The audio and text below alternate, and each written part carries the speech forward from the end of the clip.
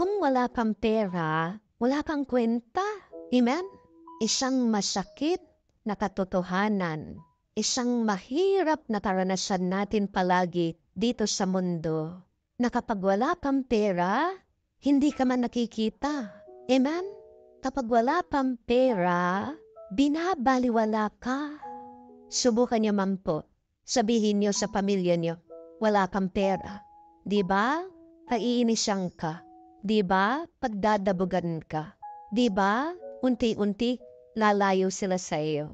Makikita mo kung sino talaga yung tunay na nagmamahal sa iyo pag wala kang pera, kung sining mananatili, kung sino tatanggap sa iyo, yun yung totoo, tapat, at tunay na nagmamahal sa iyo. Amen? Pero katotohanan na pag wala tayong pera, iniiwasan tayo ng mismong pamilya at kamag-anak natin. Amen?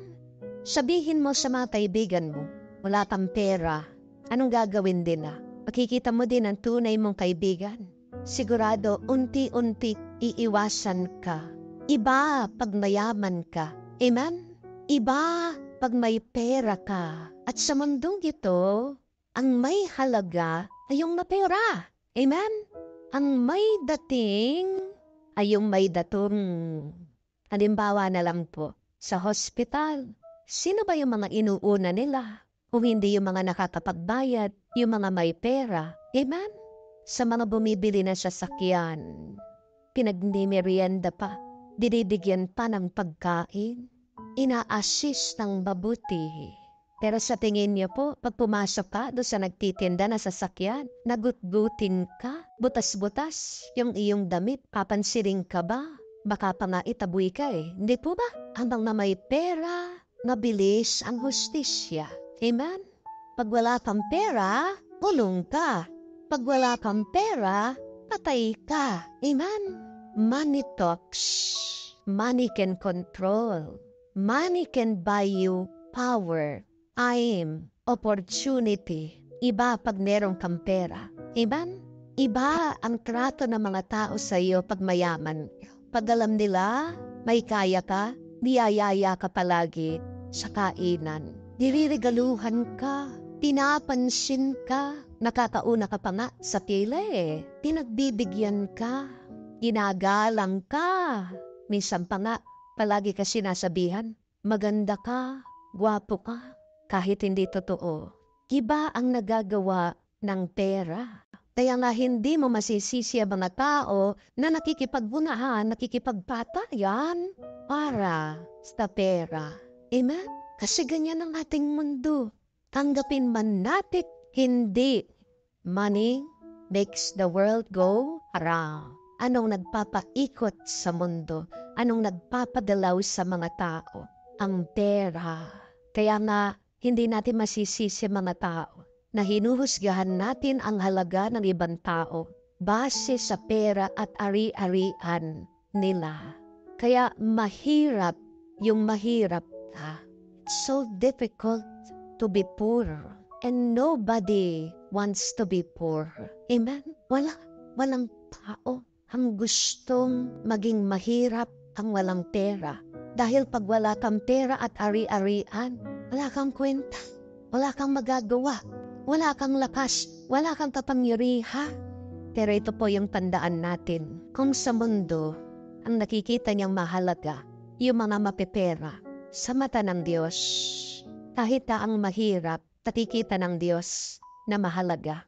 Bakit mahalaga ang mahirap sa Diyos? Hindi dahil sila'y mahirap. Tandaan po natin ito. Mahalaga ang mga mahihirap at naghihirap sa Diyos. Dahil ang mga mahihirap at naghihirap, sila ang unang-unang nananalig sa Diyos. At ang mga nananalig sa Diyos, sila ang namunguna, silang pinakamarangal sa kalamitan. Kaya po kung babalikan nyo ang kwento ni Jesus tungkol sa mayaman at sa mahirap, tignan niyo po, sino ang binigyan niya ng pangalan? Yung mahirap, yung pangalan ay isang tanda ng halaga. Yung mayaman, walang pangalan sa kwento ni Jesus. Walang halaga yung mayaman sa mata ng Diyos. Bakit? Kasi nagpakasarap lang siya. Kasi nanalig lang siya sa kanyang ari-arian.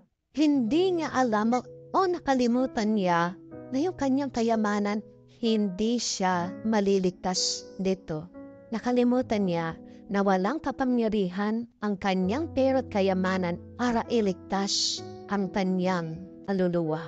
Pero itong si Lazaro, yung mahirap, bakit naging napakalapit niya sa Diyos pagkatapos namatay? Dahil dun sa kanyang paghihirap, dun sa kanyang uhaw, dun sa kanyang gutom, dun sa kanyang sakit, araw-gabi, wala siyang ibang pinaniniwalaan, wala siyang ibang pinananadigan, kung hindi ang Diyos. Hindi ko po sinasabi na kamuhian natin ang pera dahil ang kayamanan, grasya yan sa Diyos. Ayaw din naman ng Diyos na makita tayong naghihirap Amen?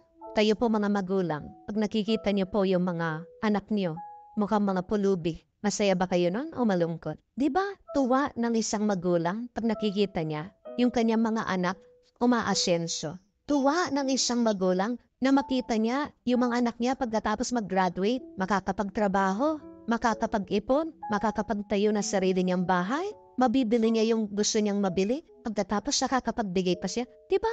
Tuwa ng isang magulang na nakikita niyang matagumpay yung kanyang anak. At natutuwa ang Diyos pag nakikita niya yung mga anak niya ay umayaman, umaasenso at umuunlad. Andaan niyo po yan. Pero may higit pa na ninanais ang Diyos. Hindi lang yung tayo'y maging mayaman, pero gusto din ng Diyos na iangat natin ang ating mga kaluluwa sa Kanya. Na ilapit natin ang ating mga sarili sa Kanya. Hinihintay din ng Diyos na maging kamukha at kawangis niya tayo. At sino ba ang Diyos?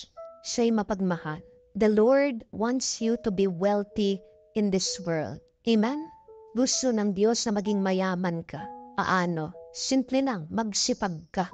Nakasaad yan, nakasulat sa Biblia. Ang mga masisipag, nilalapitan ng grasya ng Diyos. Pero hindi natatapos doon yung ating kwento. Maging mayaman ka din sana sa mata ng Diyos. As you strive to be wealthy in this world, please do your best. Work hard to be the wealthiest in heaven. At paano ba maging mayaman sa mata ng Diyos? Paano ka maging marangal? Kalamitan, kaawaan mo ang mga maghihirap. Tumulong ka, magbigay ka. Dahil mababasa po natin yan sa Proverbs. Those who are kind to the poor lends to the Lord. Beautiful. Yung mga marunong tumulong, magmalasakit sa mga mahihirap, ay parang nagpapahiram ka ng yaman sa Diyos. And the Lord rewards their action. May biyaya na pinagkakaloob ng Diyos. Kung maganda ang ating loob sa ating kapwa, ang buhay natin dito sa mundo, magsumikap ka. Gawin mong maunlad, mayaman, mabunga ang buhay na ito. Pero, wag mong kalimutan, may susunod pang buhay. At yung mga naipon mo dito sa buhay, hindi mo madadala yan sa susunod na buhay. Kaya nga, habang nag-iipon ka ng kayamanan sa mundong ito, umpisahan mo din na mag-ipon ng kayamanan na hindi mananakaw, hindi mawawala, kayamanang nananatili sa langit.